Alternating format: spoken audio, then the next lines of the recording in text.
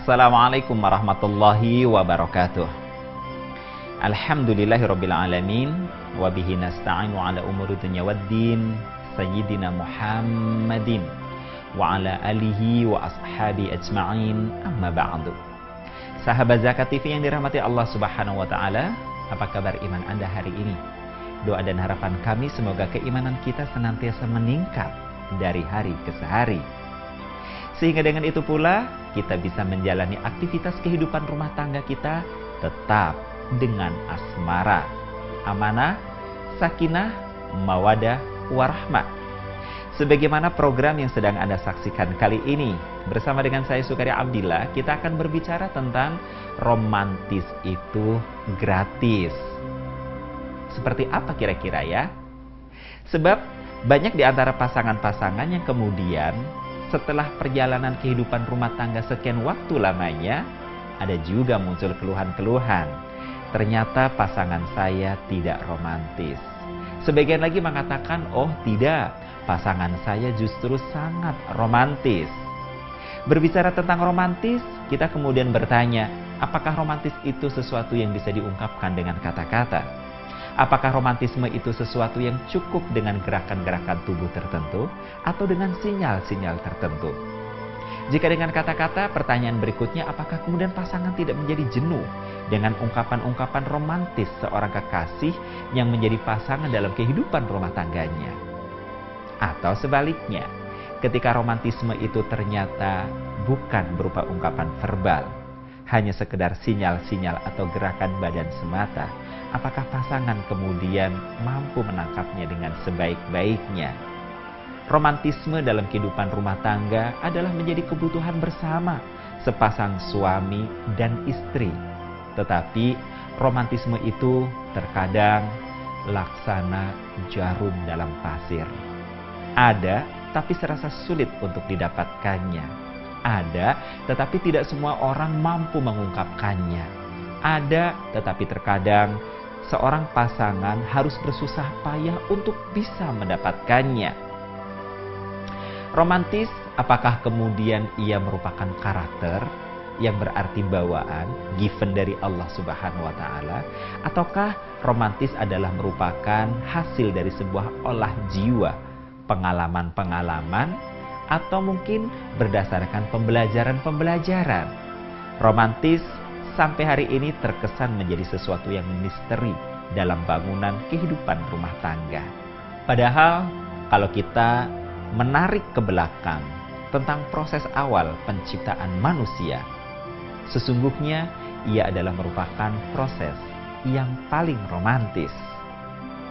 Allah Subhanahu wa taala pada awal akan menciptakan manusia pertama, yakni Adam alaihissalam.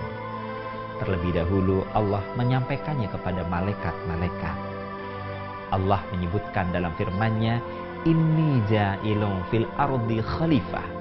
Sungguh aku akan ciptakan di permukaan bumi ini seorang pemakmur, pengelola yang ada di atas buminya. Ini artinya ada ungkapan verbal yang sebenarnya sangat romantis. Apa itu? Komunikasi. Komunikasi yang tentunya menjadi ungkapan isi hati seorang kekasih kepada pasangannya. Yang bisa kita maknai pula sesungguhnya romantisme itu mestinya bisa ditumbuhkan melalui adanya alur komunikasi yang baik. Adanya tegur sapa, adanya ungkapan-ungkapan yang bisa jadi ungkapan-ungkapan itu bisa menjadi penyegar atau penyemangat jiwa sang pasangan. Oleh karena itu, Islam juga memberikan ruang sunnah bagi seorang pasangan suami istri untuk bisa memberikan sebutan-sebutan yang baik kepada pasangannya. Misalnya saja Rasulullah SAW memberikan panggilan yang baik kepada istrinya yang bernama Aisyah dengan panggilan Ya Habibati, wahai belahan jiwaku. Sementara Aisyah sendiri di samping sering memanggil Rasulullah dengan gelar kemuliaannya, Ya Rasulullah, Ya Habiballah, panggilan yang juga sangat romantis.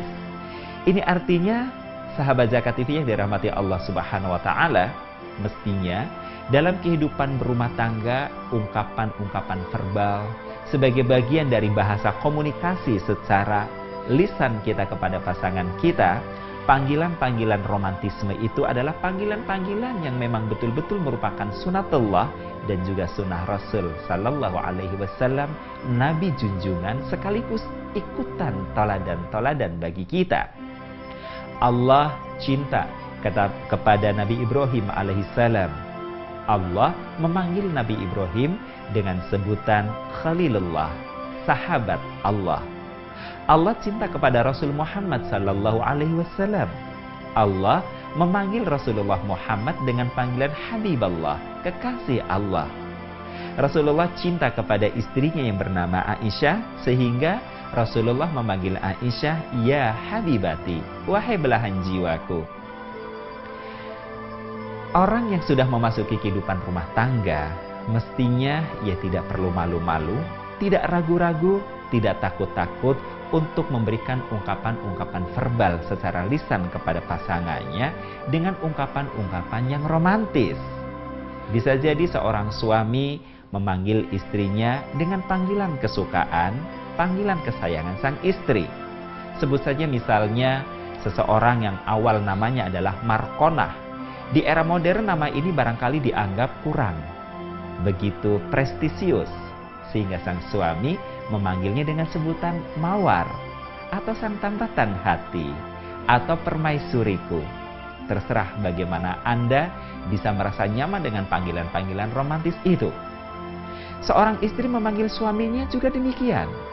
Mungkin suaminya untuk zaman modern ini orang mengatakan namanya kuno, ketinggalan zaman. Maka sang istri bisa memanggil sang suami dengan panggilan wahai satriaku, wahai penjaga hatiku, atau dengan sebutan-sebutan lain yang keduanya merasa nyaman dengannya. Romantis ketika diucapkan kepada pasangan akan menjadi penyegar dan penguat jiwa. Romantis sebenarnya bisa dilakukan oleh siapapun Anda, meskipun Anda merasa sulit melakukannya. Lantas, bagaimanakah kita akan memulainya? Kita akan lanjutkan perbincangannya selepas pesan-pesan yang berikut.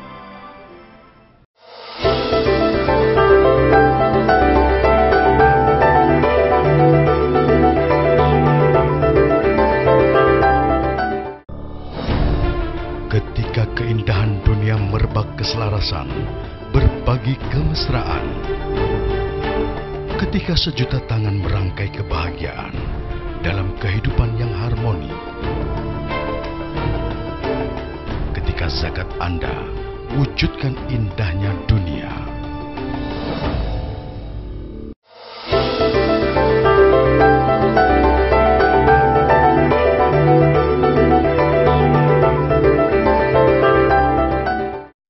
Sahabat Zakat TV yang dirahmati Allah Subhanahu wa Ta'ala, Anda masih bersama dengan Asmara.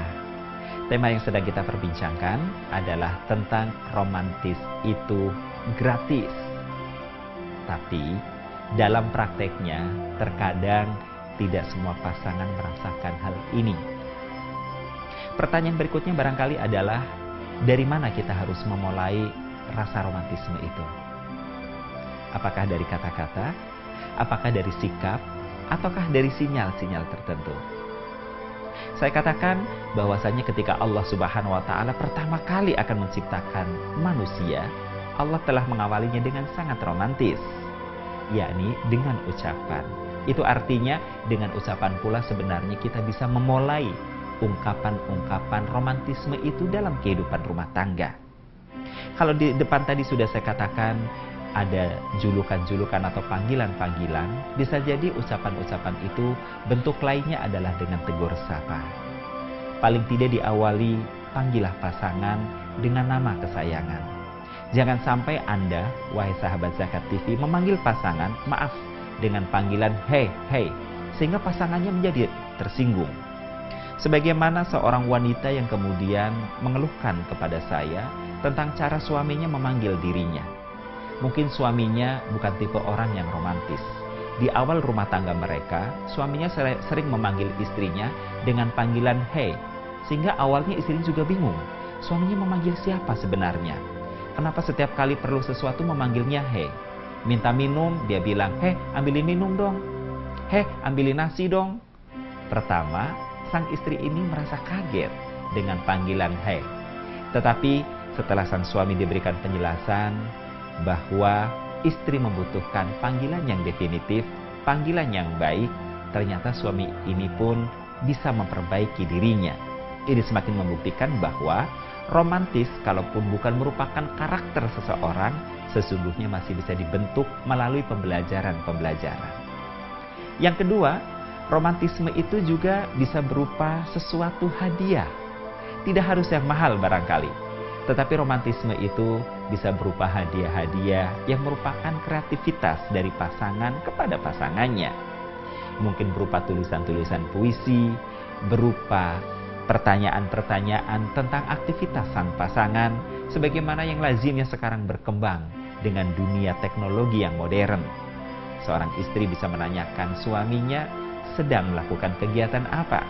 Meskipun sebagian orang yang karena merasa tidak ada rasa romantis atau segan dengan mengaplikasikan nilai-nilai romantisme itu, sebagian orang kemudian mencoba membalas SMS sang pasangan yang menanyakan sedang di mana, maka pasangannya itu mengatakan sedang di hatimu. Ternyata jawaban yang semula merupakan candaan, niatnya hanya membalas ala kadarnya ini justru menjadi romantisme yang baik dalam kehidupan mereka. Adakah keteladanan romantisme dari Rasul Sallallahu Alaihi Wasallam? Ternyata Rasulullah Sallallahu Alaihi Wasallam juga adalah sosok yang romantis. Bahkan romantisme Rasulullah Sallallahu Alaihi Wasallam sebagai figur teladan umat ini telah dimulai semenjak beliau masa kanak-kanak. Yakni ketika beliau pagi hari bangun tidur meminta izin kepada pamannya untuk buruh mengembala kambing orang lain. Rasulullah mendapat izin untuk mengembala. Sore hari ketika Rasulullah SAW hendak menggiring domba-domba atau kambing itu masuk ke kandangnya, ternyata Rasulullah menyempatkan diri untuk memetik bunga-bunga liar yang tumbuh di kanan kiri jalan. Begitu bunga dipetik beberapa tangkai, sesampainya di rumah, bunga itu dihadiahkan kepada bibinya. Dalam bahasa kita hari ini, Rasulullah mengatakan, "Bibi, aku membawakan untaian bunga untukmu." Dan ternyata kebanyakan wanita sangat senang menerima hadiah. Sebagaimana ungkapan seorang ulama bahwasanya seorang wanita itu ia sangat senang mendapatkan sebagaimana ia suka menerimanya. Wanita diberikan hadiah yang sangat sederhana, ternyata baginya itu adalah sesuatu yang sangat romantis dari pasangannya. Tentu saja sebaliknya, seorang wanita yang dia bisa melayani suaminya dengan baik, memberikan minum meskipun minumnya sekedar air putih, tetapi ketika menyajikannya dengan senyum, kemudian dengan ungkapan-ungkapan yang sedikit romantis, ungkapan-ungkapan dengan ungkapan cinta. Misal hanya dengan mengatakan, "Wahai suamiku yang kusayang, hari ini hanya segelas air putih cinta yang bisa aku berikan kepadamu." Ungkapan ini sederhana, ungkapan ini gratis. Tapi tahukah Anda, ungkapan yang sederhana dan gratis ini bisa membuat suasana hati sang suami atau pasangan Anda menjadi segar kembali. Komunikasi yang semula beku barangkali pun bisa dicairkan dengan romantisme yang sedemikian rupa. Dan ada suasana romantis yang sangat dibutuhkan oleh pasangan, manakala sang pasangan itu terjatuh dalam menjalani kehidupannya. Sebagaimana kisah seorang klien, seorang suami yang datang menceritakan kepada saya bahwa dia telah terjatuh. Na'udzubillah min dzalik, dia telah melakukan selingkuh. Pada saat dia bercerita kenapa dia berselingkuh, dia mengatakan karena selama 12 tahun dia hidup berumah tangga dengan seorang wanita yang sangat protektif. Langkahnya merasa terbatasi, kebebasannya merasa hilang. Maka dia nurut di rumah, tapi tidak demikian di luar rumah. Suatu hari ketika teman sekantornya memperkenalkannya dengan seorang wanita, entah kenapa dia merasa klik dengan wanita ini, hubungan menjadi dekat. Karena terlalu dekat, akhirnya semakin fatal, terjadilah perzinahan. Dan tidak berhenti sampai di situ. Selepas perzinahan, Orang tua dari sang wanita yang berbeda agama itu langsung menelpon mertua si laki-laki alias orang tua kandung si wanita. Maka berita itu menjadi berita yang sangat gempar.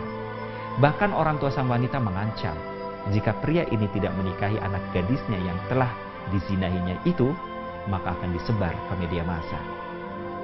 Maka dalam kondisi seperti itu, jatuhlah mentalitas seorang pria ini. Malu dia dibuatnya. Bahkan dalam sebuah ungkapan seakan-akan dia ingin mengatakan, seandainya ada lubang di muka bumi ini, rasanya masuk ke dalamnya jauh lebih baik bagiku daripada aku harus menanggung malu yang seperti ini. Bukan berhenti pada keluarga mertua, tapi akhirnya berita perselingkuhannya pun menyebar kepada keluarga besarnya. Dia betul-betul dalam suasana yang sangat dilematis. Ibarat juga pepatah mengatakan, sudah jatuh tertimpa tangga pula. Posisi kehidupan rumah tangganya serasa ibarat telur di ujung tanduk. Seperti makan buah si malakama. Dimakan bapak mati, tidak dimakan ibu mati. Buntu jalan hidupnya. Tapi romantisme istrinya di suatu hari telah membangkitkan semangatnya. Seperti apakah romantisme yang ditampilkan oleh seorang istri dalam kisah ini? Kita akan lanjutkan selepas yang berikut.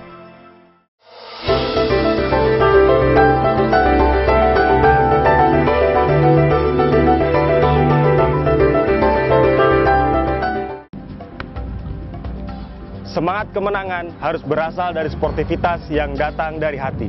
Saya Bawang Pamungkas, saya zakat di Dompet Duafa. Keluarga adalah sumber inspirasi saya. Kehangatannya datang dari hati. Saya Inneke Koesherawati, saya zakat Dompet Duafa. Berbagi memudahkan rezeki, karena datang dari hati. Saya Ipo Santosa, zakat di Dompet Duafa. Dompet Duafa.